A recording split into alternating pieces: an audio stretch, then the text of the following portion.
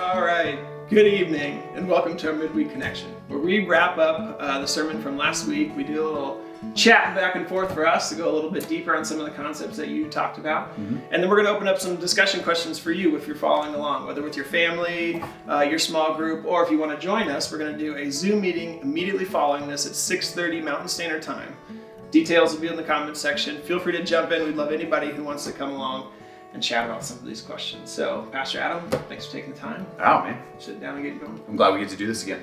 Yes, sir. All right, we're going to do something a little different this time, though. We're going to start off with a discussion question because Adam brought in some sermon props this week that were puzzles and a little bit different than the puzzles we've been bringing in.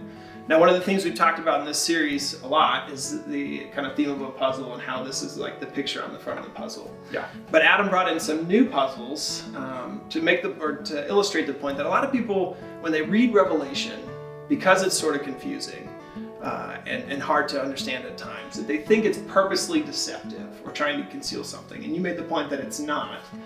But what we wanted to ask you is to take a second and in your groups to talk about, A, have you read Revelation before? And B, what was your experience when you did that? Were you nervous? Were you excited? Was it just confusing? What was your experience? So go ahead, pause the video if you're following along in your group and chat about it. We'll be right back. And we're back. We're back. And we're back. So Adam, one of the things that I loved about your sermon this week is you were talking about this challenge of understanding Revelation and understanding some of the imagery and everything involved with it. And you had this great line where you talked about Revelation is not meant to be read in one hand with a newspaper in the other. Yeah. And that any interpretation we come up with needs to make sense to a first century audience. Yeah. Can you unpack that for us? Yeah, well, there's a lot of challenges I think we all face when it comes to reading Revelation in particular, but I think we encounter challenges anytime we sit down to read the Bible. And one of the first steps before you really start reading is to know what you're reading. That's kind of like the first step. And so Revelation is unique in that, at least as a whole, it's our only apocalyptic literature. In the New Testament, for sure, there's a few sections in the Old Testament kind of fit that category, but just understanding what you're reading before you get started and how that works, like what was the design of that literature. And apocalyptic literature, not divorced that from our modern understanding of kind of what that means, but was actually a fairly popular form of writing and communicating in the first century in particular, but in the century surrounding. And it's different for us, but it was not that unusual for the intended audience of first century church. And so when we sit down to read it and approach it, we want to make sure that we do that with respect to the original author and their intent and how the original audience would have read and understood it. And so the problem with reading Revelation in one hand and the newspaper in the other hand is, first of all, that's not how the first century church read it. Like it wasn't designed to lay out as though you were reading events in a newspaper that were just laying out a bunch of events that happened in sequential order and things. That's not how they read it.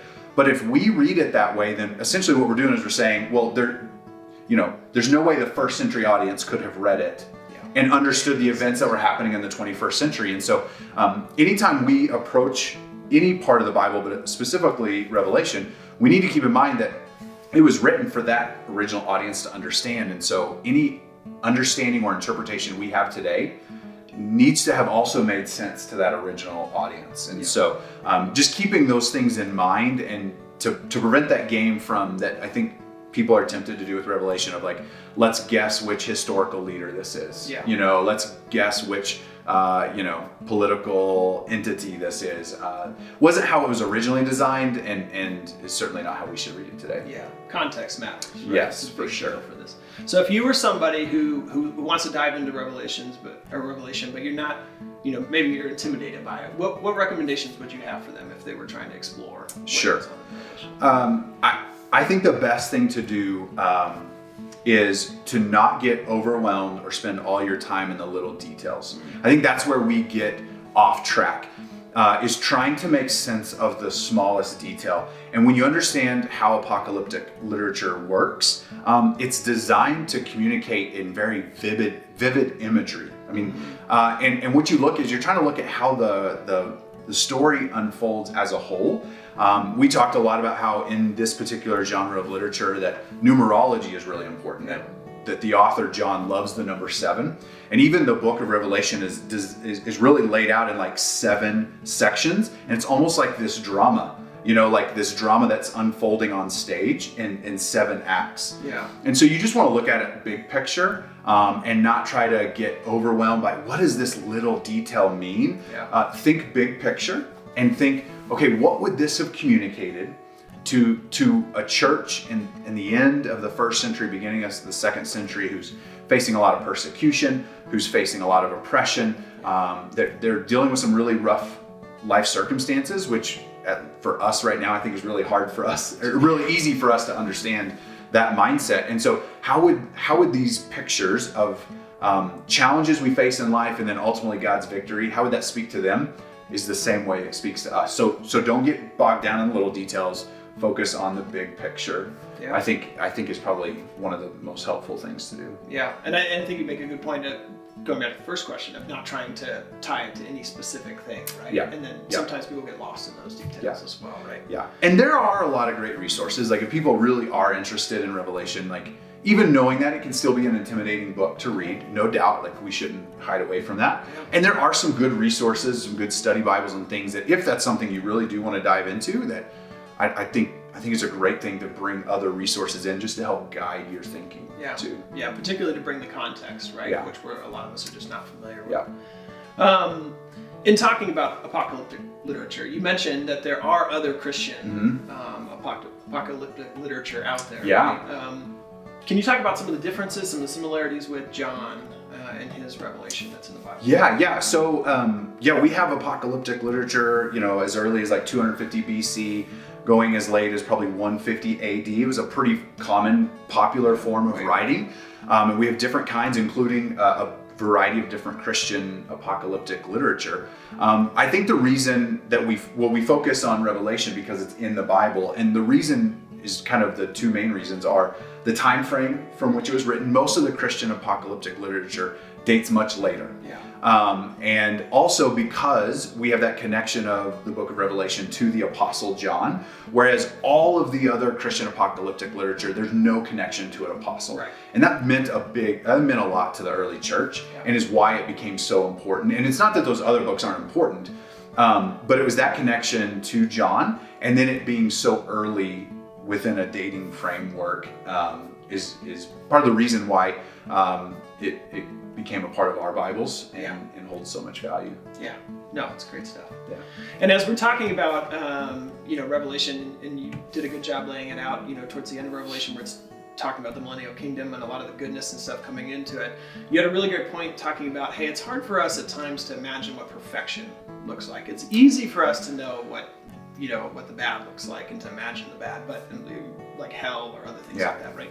But imagining heaven is tough. But I thought you got a great point, or did a great job kind of bringing out that we do get glimpses of that.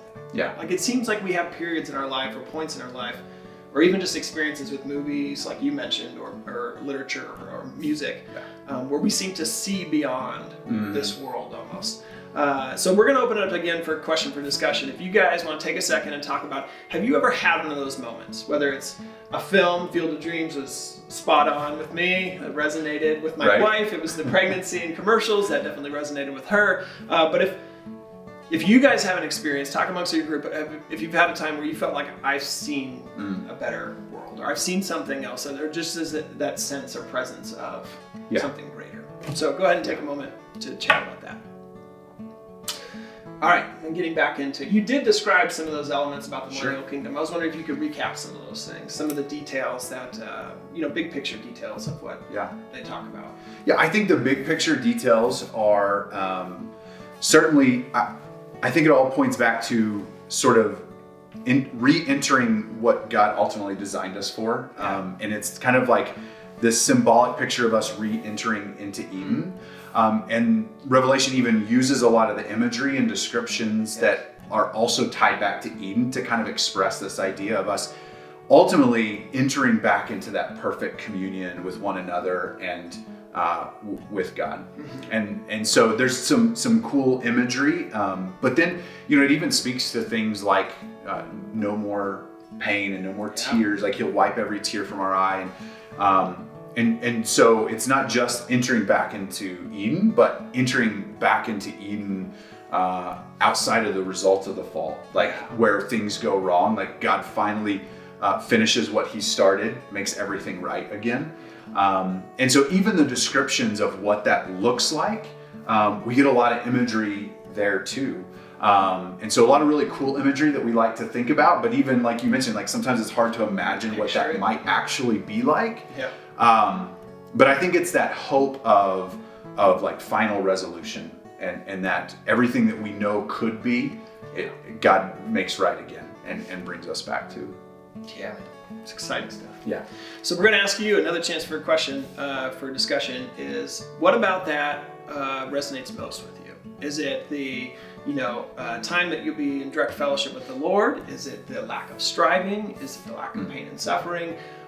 What element of the millennial kingdom, as you read some of the things you see in Revelation, really resonates with you? So go ahead and take a second and chat about that. All right, Adam. If there was one point that you had to bring out that a reader should take away from Revelation, or an overarching idea, what would that be? Am I allowed to pick more than one? It's so hard. It's your thing. You can do whatever you want, man. I mean, I would say ultimately that all of this is going somewhere. Oh, good point. Everything is pointing in a direction. Yeah. And I think that's kind of one of the big points of Revelation is that even when things seem like just chaos, and when we look around and we do see suffering, that like God is not out of control. And not only is God not out of control, but God is going to utilize these situations and feelings and events to get to an end, and that we're headed somewhere. And just that understanding of like God is in control and he has a plan in the midst of it all. Yeah. And if I could tag on to add another one, would be God wins. God wins. You know what I mean? Yeah. And we take hope. Yeah. From that. Yeah, and I think that's a really big deal, both those points in this time, right? When so many lives are sort of being disrupted, so much in our world is being turned on its head. A lot of things that we held, or took for granted are now sort of being exposed. Right. That is a truth that we need to rest in, right? That it's not always present in culture, particularly if it's from a non-Christian worldview. Yeah. Right.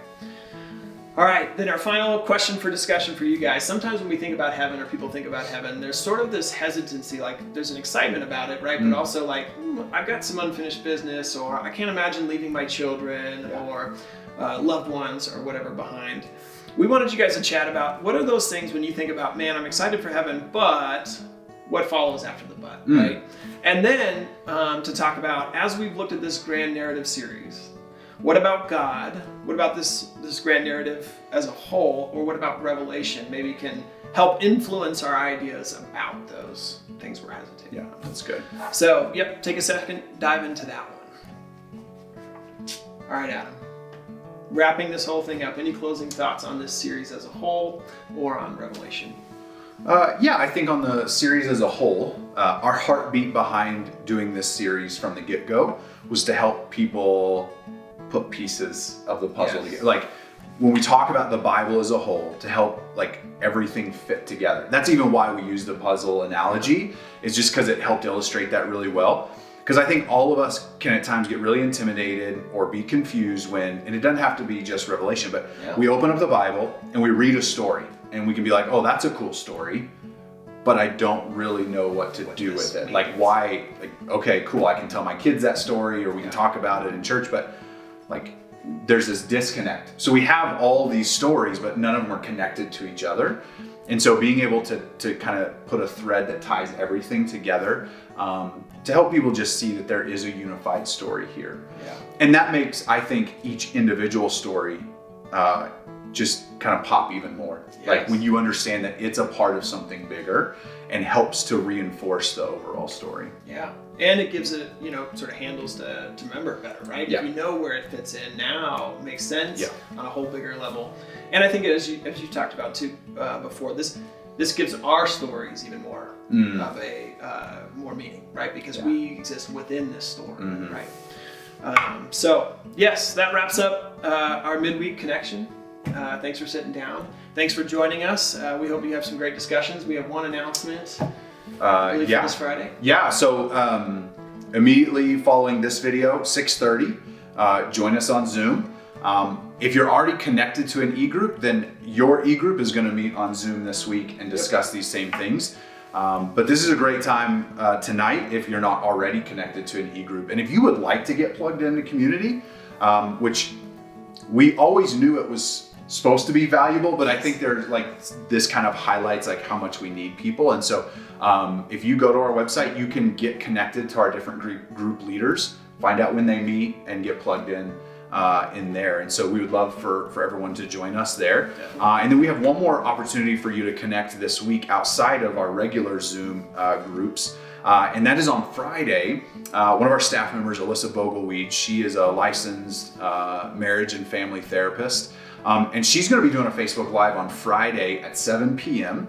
Where she's just going to walk through, okay, all of us are experiencing this for the first time, and a lot of us don't even know how to handle it, or we're all processing and feeling it in different ways. And so how do we move forward in this? And so I think it'll be not only great for everyone to kind of think through how am I feeling and how am I reacting, but also I think it'd be great for everyone because you can, I think, appreciate more how other people are dealing with it, especially if you've got a lot of people in your home.